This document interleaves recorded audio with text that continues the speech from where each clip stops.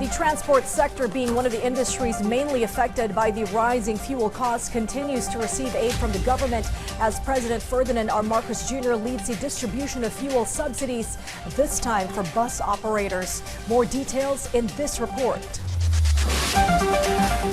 Soaring fuel prices are bleeding transport operators dry, forcing tough cuts just to stay on the road. Garage rent, bus maintenance, and driver salaries. Just some of the mounting costs for bus operator Juliet, now swelling even more due to the spike in petroleum prices. From earning 5,000 pesos before, how much is left now? Siguro kung kukwentahin namin, baka matirang kami 1,000, 2,000 na lang. Malaki talaga ang OPEX namin. Talagang bleeding kami. Since the war in the Middle East erupted, oil prices have nearly doubled. For some companies, this has meant cutting back workdays for drivers and conductors. 11 days na lang yung masasahod namin, ma'am, sa kwan.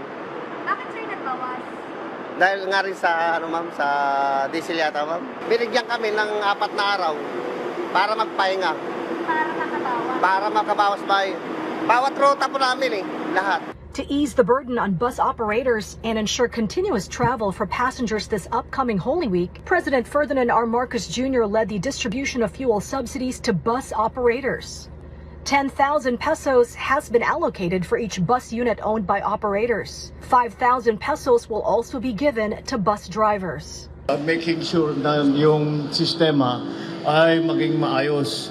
So we are now providing 10,000 subsidy for each bus unit.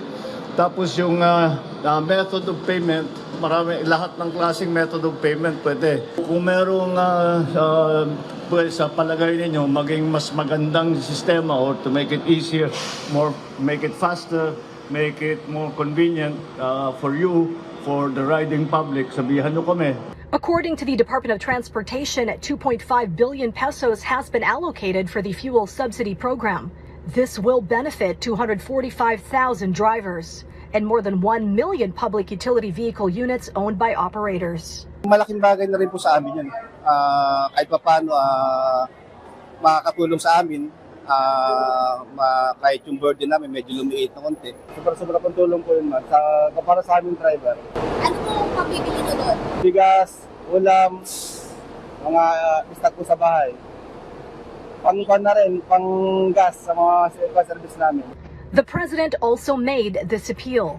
Tulungan nyo naman kami para yung mga ating riding public ay hindi masyadong mahirapan unang-una at hindi sila masyadong mabigatan sa pamasahe dahil nga alam naman natin kung ano yung pangyayari, nagbabago yung presyo ng langis all over the world. The president also inspected the Parañaque Integrated Terminal Exchange, or PITX. He boarded buses and checked the operations of the LTO inside the terminal. Travel flow and processes remain orderly. With an expected surge of passengers next week, some commuters are heading home early, like Joanne, who has already left for Nueva Vizcaya for her vacation. Iwas sa maraming pasahero. Bakit ma'am kapag maraming pasahero? Ang hirap makasakay. This is Sharm Zespina from the National TV Network for a new and better Philippines.